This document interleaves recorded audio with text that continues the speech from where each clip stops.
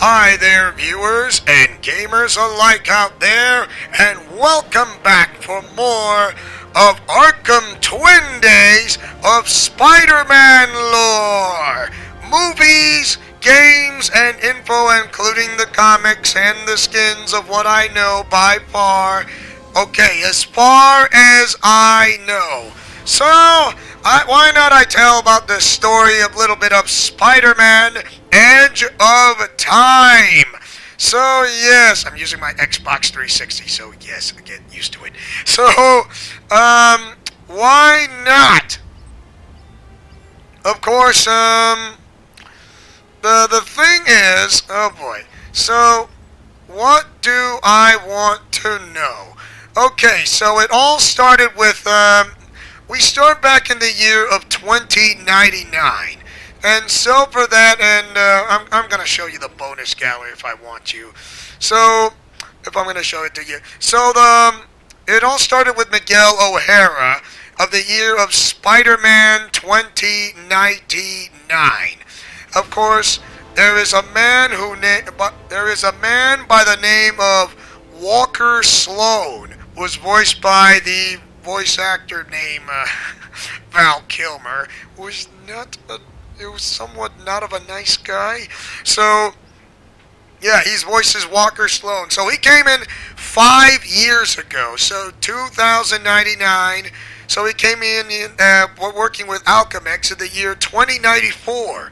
So 2094 is where he absolutely worked. Got no concept art because I did not unlock it. So, yeah. Oh, we got action figures. So, Spider-Man 2099, or Miguel O'Hara, wants to figure out what is he trying to do. So, Miguel O'Hara is going to, investigate. So, Walker Sloan doesn't have the time to speak to Miguel O'Hara, but he will have, but since Miguel O'Hara has something else up in his sleeve, he's going to have time to speak to him as Spider-Man. So, he is going to crawl through the vents around the Alchemex building and see what Walker Sloan is completely up to. So he tries to sneak in quietly without being seen on the top, and so what he hears is that he was talking to his holographic friend named Joseph, who created him, that he's going to go back into the past of, 88 years into the future, around like almost close to about almost a century, or around a century of how many years or centuries of going into the future of 2099. So, and back to the past of the Amazing Spider-Man. So, Spider-Man Shattered Dimensions and Spider-Man Edge of Time, both of these games are connected. Spider-Man Web of Shadows is not. Spider-Man Web of Shadows is a standalone, and I'll go get back to that other game, which will be a later time. And so, so Walker Sloan jumps into the past through the portal, goes back to Peter Parker's timeline of the Amazing Spider-Man. So the Amazing Spider-Man and Miguel O'Hara, both of those timelines are connected. Spider-Man 2099 and the Amazing Spider-Man universe are connected through a timeline of who knows how many years or decades or centuries. But who knows how many. So it is definitely connected. Only those two characters, and both of them voiced by Josh Keaton and Christopher Daniel Barnes. Completely, it is just absolutely amazing. And their voice acting is absolutely fantastic. Completely fantastic. Oh, and they did such an amazing job. So you can, and Spider-Man Miguel O'Hara from the year 2099, his timeline wanted to stop Walker Sloan from that he was going back into the past, and found Alchemax before Alchemax was born in that year of the later future. And so for that, Miguel O'Hara jumped into the time portal, and now he's seeing everything of what is going on. Everything that's going to happen. Okay, so here's a bit of info for seeing of the Amazing Spider-Man. Orphaned at an early age and sent to live with his Aunt May and Uncle Ben, the man destined to be one of the world's greatest heroes was the classic science nerd in high school, but Peter's life took an unexpected twist the day that during a science demonstration he was bitten by a radioactive spider. The result, through a 1 in a billion freak happenstance, was the acquisition of spider-like powers, including wall-crawling agility, the proportionate strength of a spider. Yes, superhuman strength. Yes, his strength is superhuman. And an ESP-like early warning system that he dubbed Spider Sense. So using his scientific prowess to fashion a mechanical web shooters, he embarked upon a career as a costume wrestler and dubbed himself the Amazing Spider-Man, of the name of the movie that has with Andrew Garfield, but that's like way later. So a lucrative life as an entertainer seemed to loom before him, but then he suffered the greatest personal tragedy of his young life when his Uncle Ben was shot and killed by a burglar. Peter subsequently caught the murder and discovered to his horror that he seen the criminal earlier that day robbing a box office after a wrestling match.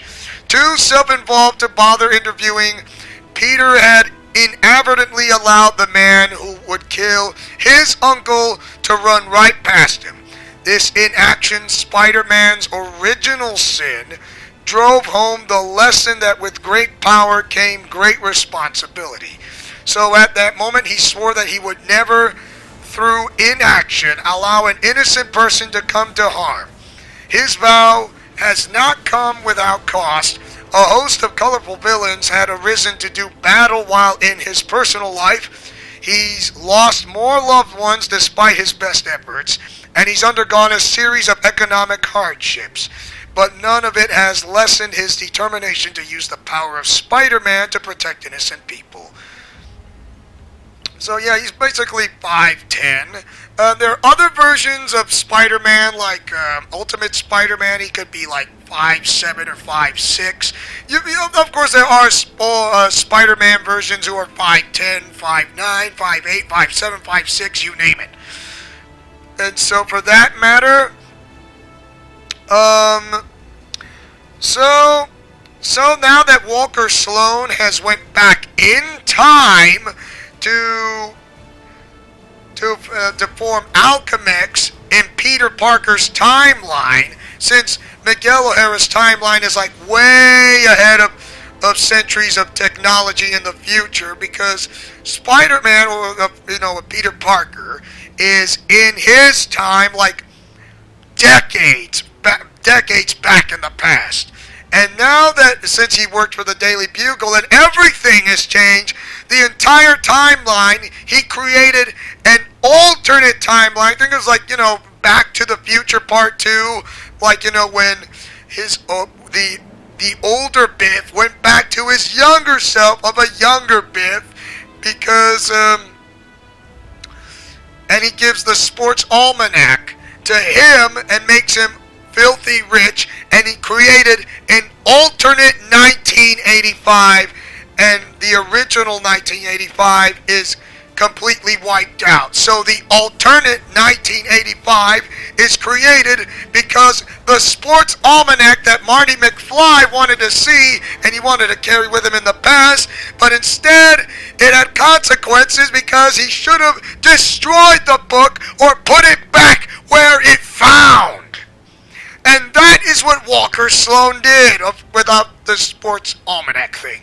So he went back in time, found Alchemax way earlier before the Alchemax was born there, and then you see Peter Parker's timeline is completely changed, and the Daily Bugle has now become the Alchemax building, and you see the talk show host J. Jonah Jameson right there instead of working for the Daily Bugle as an editor. and it is completely changed, different, everything. Peter Parker's timeline, Miguel O'Hara's timeline, everything has changed into an alternate reality completely. Miguel O'Hara cannot believe that Walker Sloan did it, so he has to find a way to make contact with Peter Parker in his timeline. Since Peter's timeline and Miguel's timeline are connected, this is the same connection of the storyline by Peter David, which created the Amazing Spider-Man movies by Andrew Garfield, because now it's being recast and rebooted, but it's way later, okay? So yeah. And of course, this is somewhat similar to that of the movie License game. So right now, let's see. Before the superpowered heroics of his adulthood, young Miguel O'Hara, son of Conchata and George O'Hara, was recruited by an early age by Alchemex, the central corporate power of 2099, and sent to the Alchemex School for Gifted Youngsters, which groomed the best and the brightest for a career with Alchemex. So he's a really young, smart guy. He is, I would say, definitely an ethnic Hispanic and Spaniard type of guy. So, growing up within that corporate cocoon, Miguel specialized in genetic research and became head of the Alchemex Corporate Raider program, designed to create superpowered individuals who would operate at Alchemex's behest. One of the templates Miguel was using for research purposes was that of Spider-Man, a celebrated figure of the heroic age. But Miguel was arrogant, independently minded, and hard to control. So he's kind of a hardhead. And he is strong-willed. In order to bring him more into line, Alchemex head Tyler Stone, Miguel's boss, and unknown to him, his real father surreptitiously introduced a narcotic called Rapture into his system, effectively making him dependent on Alchemex for a steady supply lest a lack of it destroy him. Endeavoring to purge the Rapture from his system, Miguel attempted to use the Corporate Raider program to rewrite his own DNA, but the sabotage of a jealous co-worker wound up infusing O'Hara's DNA with that of Spider-Man. Miguel fled the scene when the authorities arrived and, through a series of circumstances, wound up taking on the identity of Spider-Man and becoming a hero to the poor and underprivileged who rebelled against the corporate iron grip of Alchemex. So, Alchemex, I think it was like the Oscorp building, but of course, so that is an interesting way to explain about Spider-Man 2099 if you want to know about the background story of it. So, yes. That is the info you can know about Miguel O'Hara and how did he become Spider-Man. A reluctant crusader at first, Miguel slowly came to realize the truth that Peter Parker learned much earlier in his career, that he had a responsibility to use his power for the greater good. So with great power comes with great responsibility with this young man, Miguel O'Hara. So he is an adventurer and a geneticist. So, and yes, birthplace, New York. He's about the same height as Peter Parker. So yeah, he has an advanced degree in genetics, and in his first appearance as Spider-Man 2099, comic book hashtag #1 1992. And so for that, Miguel O'Hara wanted to create a chronolink into Peter Parker's line system, or his genetic DNA. So he created a chronolink that's talking to him in the year of Peter Parker from where he's working in the Alchemex building, and he's telling him it's not his reality. And he says, "What? Are you kidding me? Why is that? Because you don't work there. You work for the Daily Bugle by the name of J. Jonah Jameson, who is an editor. Are you kidding? The radio talk show host? Come on. You gotta be kidding me. And Miguel O'Hara says, I'm not kidding. What you're looking at is a reality that is a reality that does not belong to you. It's completely corrupted by a man named Walker Sloan. It's like, okay, and the only way I'm gonna get to Walker Sloan is to reach to the 66th floor, and the Alchemix building was just as high as Mount Everest, 29,028 feet. And so for that matter, of course, both of them are kind of arrogant, but they are strong-willed. I'll give them that to you. And they do like jokes to throw out for the puns and all that. They do enjoy the web. Sorry, it's kind of my thing. And so for that, and so Spider-Man happened to, oh boy, he's going to try to venture around through the Alchemix building, and he's going to go to the 66th floor. And so for that, he will be journeying through, around through the places, of course. Somehow things are not going to get easy with both of these guys. So whatever Peter Parker does in his timeline will affect the timeline of Miguel O'Hara's in his year timeline. So Peter Parker's present's past and Miguel's present future. Yeah, I'm never gonna forget that when he says, "I hate you." That would be Peter Parker saying that to Miguel O'Hara. So yes. Oh boy, and I think this is a good stopping point from here on out. And don't worry, we are going to continue to pick up from where we left off. And thanks for watching. And don't forget to like, comment, favorite, and subscribe. And tell me, what do you guys think of Arkham Twin Days, of Spider-Man info, lore, and movies?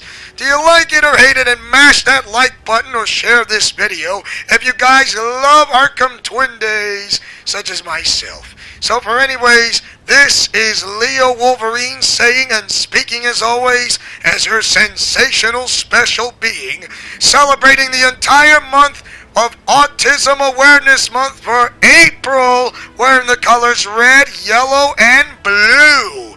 That's right, Autism Awareness Month. Godspeed, play safe, and shalom. Remember, always fight with honor, love, truth, and justice. And I'll be swinging right behind you.